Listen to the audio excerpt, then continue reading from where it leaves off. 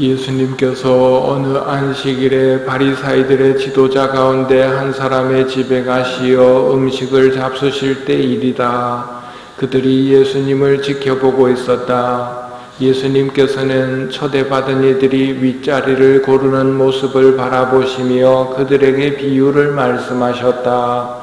누가 너를 혼인잔치에 초대하거든 윗자리에 앉지 마라. 너보다 귀한 이가 초대를 받았을 경우 너와 그 사람을 초대한 이가 너에게 와서 이분에게 자리를 내드리게 할지도 모른다. 그러면 너는 부끄러워하며 끝자리로 물러앉게 될 것이다. 초대를 받거든 끝자리에 가서 앉아라. 그러면 너를 초대한 이가 너에게 와서 여보게 더 앞자리로 올라오게 할 것이다. 그때 너는 함께 앉아있는 모든 사람 앞에서 영광스럽게 될 것이다. 누구든지 자신을 높이는 이는 낮아지고 자신을 낮추는 이는 높아질 것이다.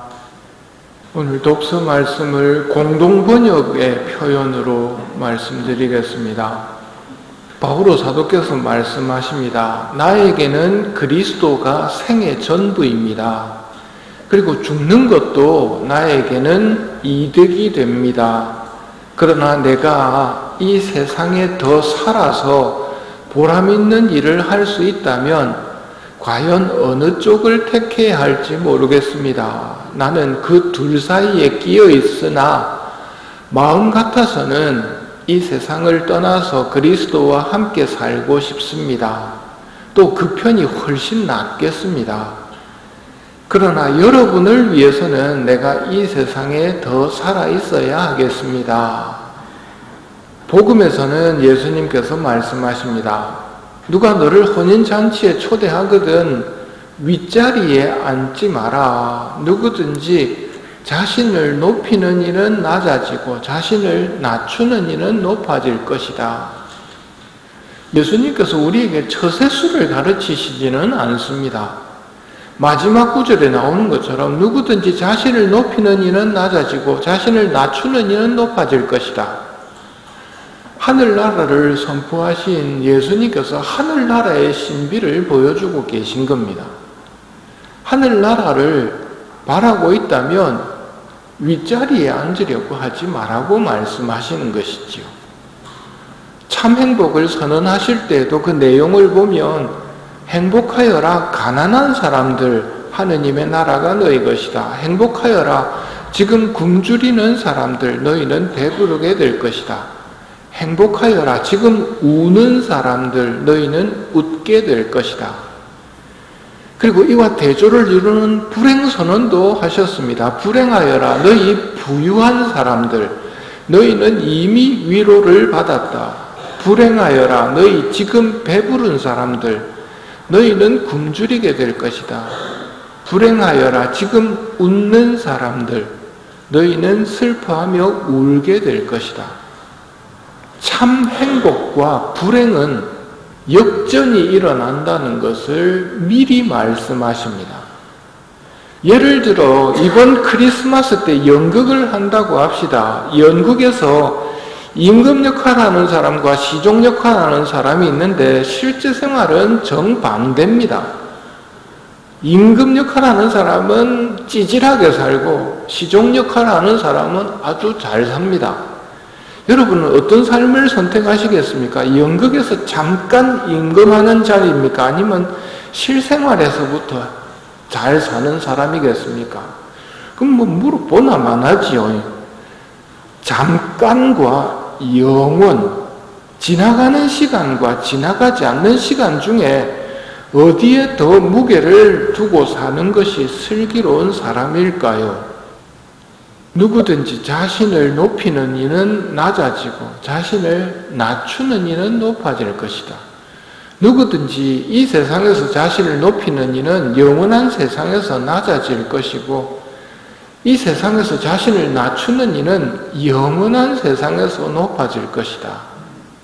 윗자리에 앉으려는 삶을 살라는 유혹 때문에 애벌레들이 그 탑을 쌓고 꼭대기를 향해 다른 사람 누르며 올라가던 그 삶, 그게 세상 사람들의 삶이라면 정신 차리게 해주셔서 그 탑으로부터 내려오게 해주신 주님께 감사를 드려야 됩니다.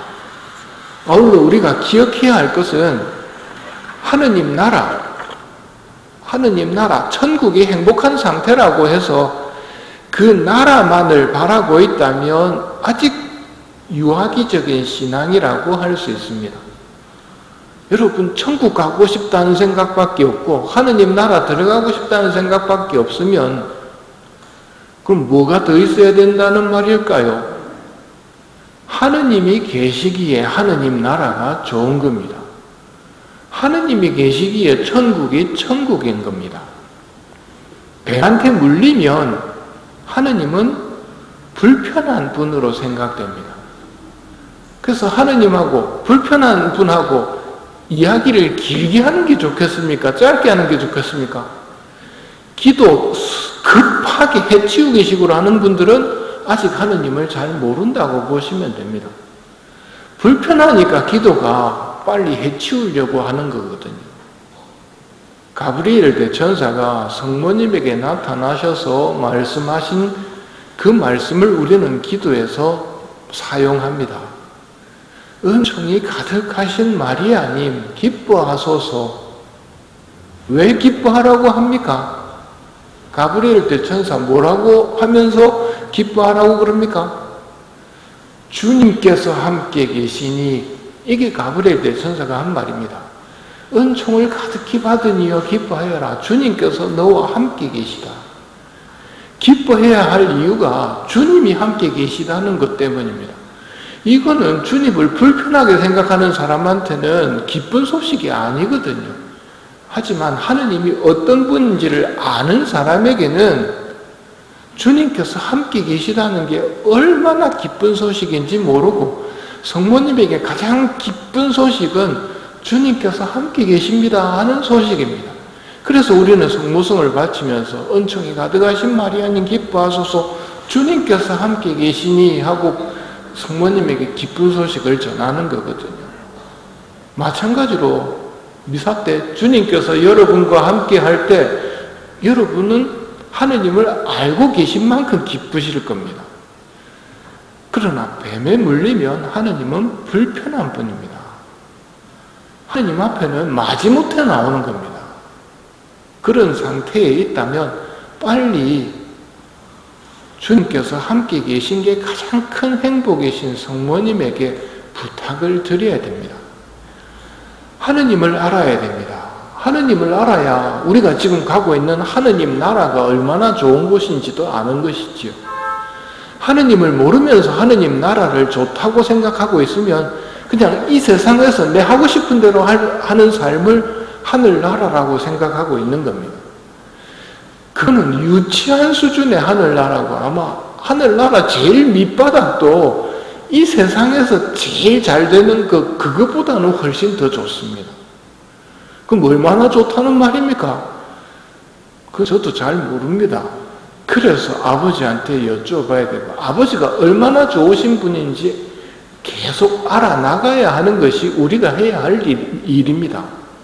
분명한 것은 그 부분이 해결이 되어야 바오로 사도처럼 내 마음 같아서는 빨리 하느님 나라 가고 싶지만 하느님 모르는 사람들을 위해 지금 여기서 좀 더 일하자고 말할 수 있는 것입니다. 우리는 엉뚱한 것에 더 기뻐합니다. 영들이 너희에게 복종하는 것을 기뻐하지 말고 너희의 이름이 하늘에 기록된 것을 기뻐하여라. 하늘나라 들어가는데 내 이름이 적혀있다. 생명의 책에 내 이름이 적혀있다. 이게 얼마나 큰 기쁨인지, 마귀들을 내 한마디 말에 쫓겨나는 것보다 내 이름이 생명의 책에 적혀있다는 것, 그걸 기뻐해야 됩니다. 우리 이름이 거기에 적혀있다는 것. 아버지 집에 간다는 것은 정말 멋진 일입니다. 그리고 죽음은 죽음이 아니라 영원한 삶으로 건너감입니다. 하늘나라는 지금 여기서 우리가 벌어들인 것들이 다 쌓여 있는 곳이고 계속 쌓일 곳입니다. 내가 벌어들인 것들을 누리는 것이 영원한 세상 천국입니다. 그런데 내가 벌어들인 것들을 누린다고 하는 이 말을 오해하지 말아야 될 것이, 내가 벌어들인 그것 가지고 누리는 것은 맞지만 아버지는 그걸 100배로 뻥튀기해서 돌려주십니다. 100배의 기쁨으로 누리는 곳이 하늘나라입니다. 그러나 많이 쌓은 사람은, 많이 뿌린 사람은 하늘나라에서 더 영광스럽고 더 기쁘다는 것만큼은 분명한 겁니다. 그걸 안다면 이 세상에서 시간을 허투루 낭비하지 않고 성모송 한 번이라도 더 바치려고 애를 쓸 것이고, 시간 낭비하는 일은 없을 것입니다. 아버지는 우리가 지상에서 벌어들인 것들을 100배로 늘려주시는 분입니다. 성당 안에서 발소리 줄이는 이 모습을 보고 아버지는 100배로 갚아주십니다. 아니, 내 발소리 좀 줄인 거를 이렇게 갚아주십니까? 하면 아버지 뭐라고 그러시겠습니까? 네 발소리 줄인 것 때문만은 아니다. 기도하는 형제를 생각해서 발소리를 줄이는 그 사랑의 마음 때문에 내가 갚아주는 거다. 기도하는 형제를 생각해서 목소리를 줄이는 그 마음 때문에 내가 갚아주는 거다 하고 갚아주실 거라는 말입니다. 그러기에 우리는 영원한 세상에 희망을 두고 사는 삶이 슬기로운 삶이라는 걸 믿고 영원한 세상을 희망하고 있어야 됩니다. 믿을 수 없는 부귀에 희망을 둘 게 아니고 하느님께 희망을 두는 사람이 지혜로운 사람입니다. 우리가 누릴 이 행복을 마귀는 알기 때문에 배가 아픈 나머지 우리한테 와서 또 거짓말을 해댑니다.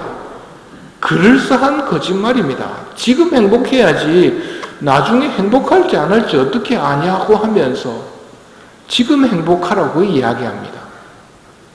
이런 불화살들이 쏟아질 때 우리는 뭘로 막아야 되겠습니까?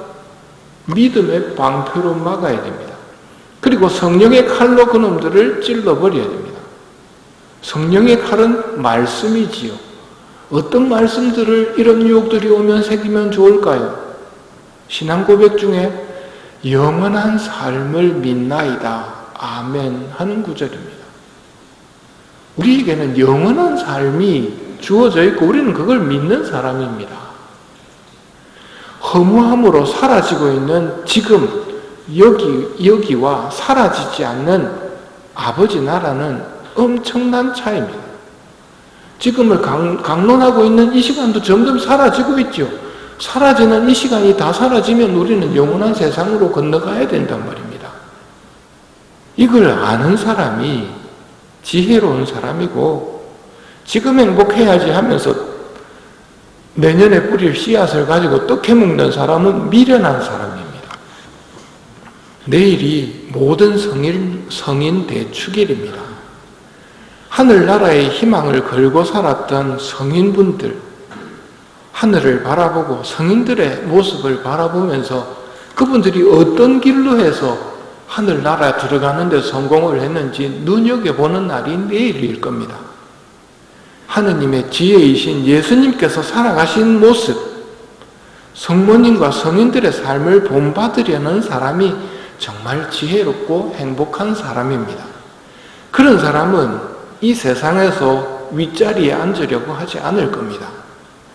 이미 살을 봉헌하면서 지금 윗자리에 앉으려는 마음, 지금 큰소리치고 지금 행복하려는 마음을 고쳐주시기를 청하도록 합시다.